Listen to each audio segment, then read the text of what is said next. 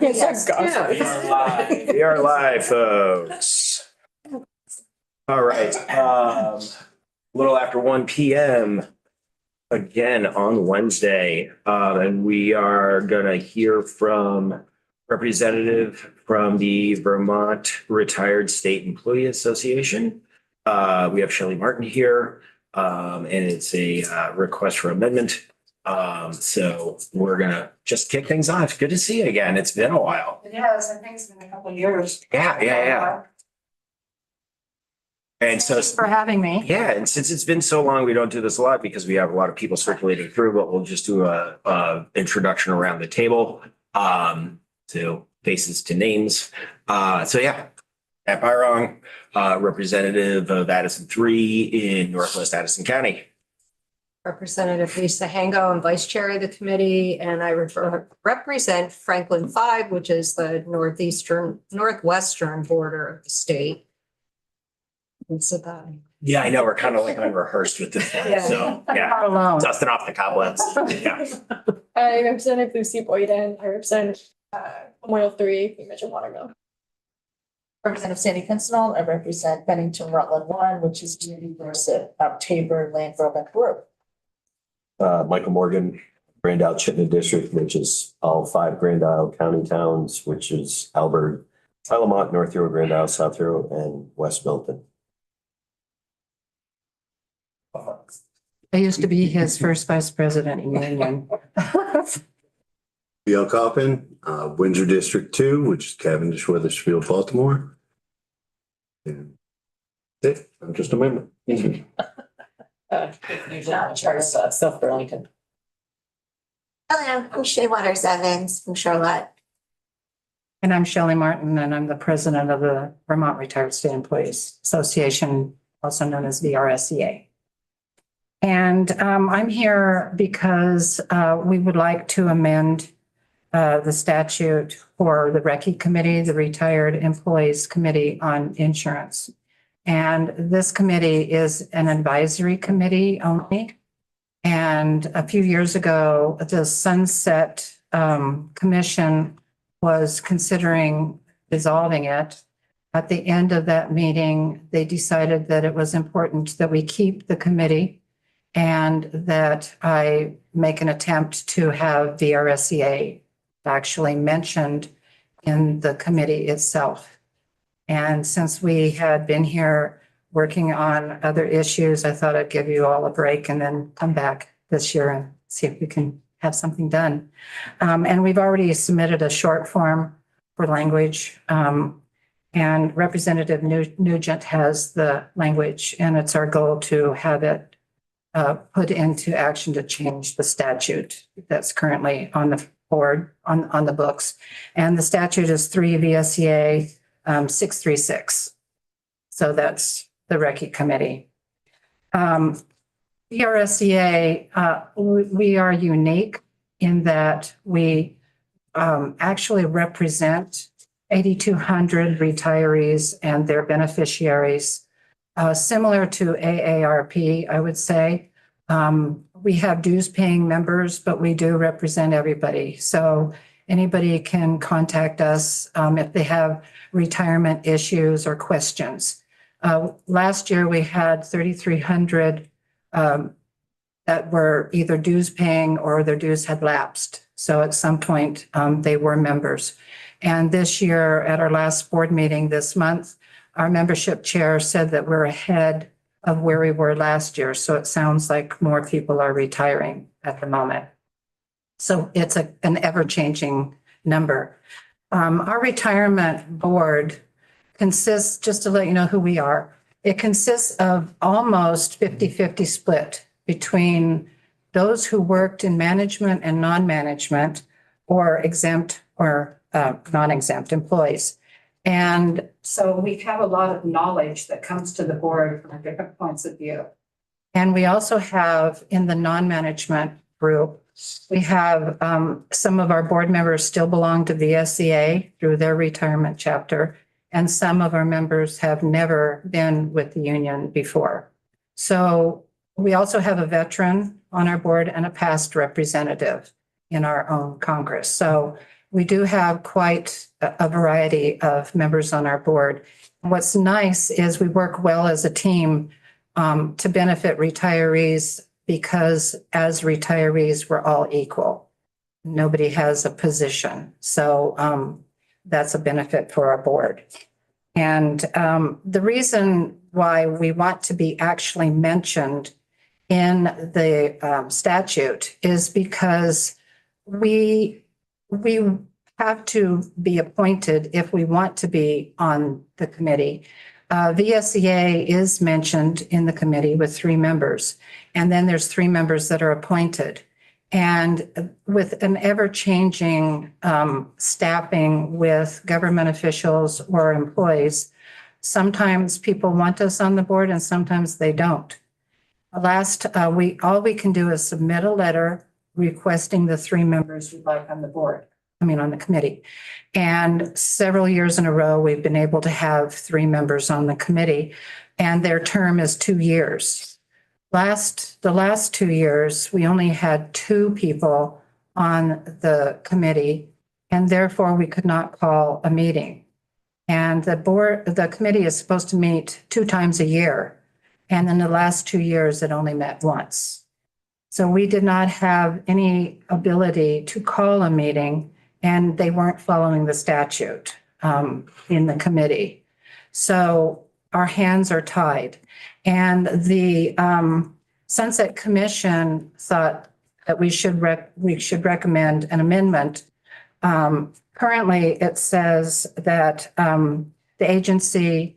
the Secretary of the Administration appoints the other 3 members, and VSCA has 3 members.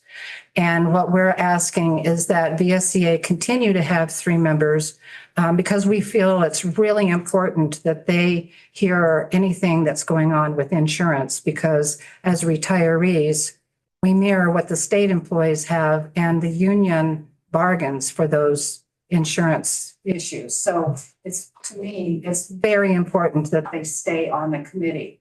We just want to, rather than be appointed, we would like 3 members from the RSEA, since we only focus on retirees and nothing else. And the committee is only advisory. So it's not a power play of any kind. It's a way for us to have a 2-way conversation, learn what the state is thinking about our insurance. And if we hear from our retirees that there's issues that they're having, we can share with the state what those issues are. I know that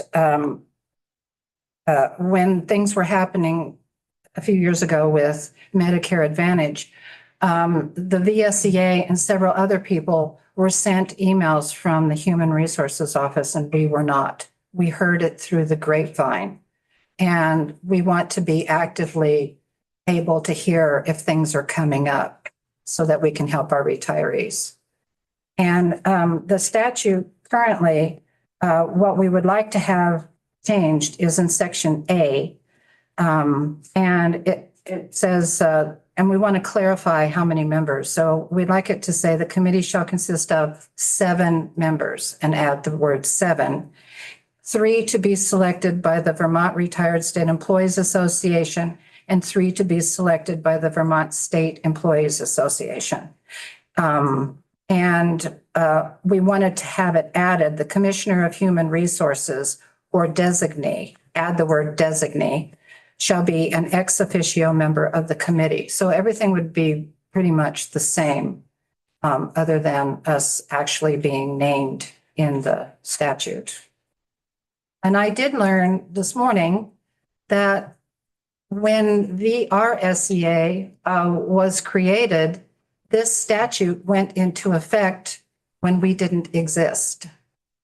So to amend it would just be updating what it already says. Okay. So that's a little history, so you can kind of get an idea why we weren't mentioned. Yeah. Okay. Because I was always kind of wondering, like, why Well- it's like an absence of opinion from this organization within the structure of this. So that Right. offers. And I did find out that the RSEA was a part of the union. And at some point, one of the union presidents decided that we should not be a part of the union. And that's when a statute was created to keep us separate from the union. So that kind of was history I learned too. No. Thank you for that. Like, I actually really like diving back into as to why does the language exist the way it does.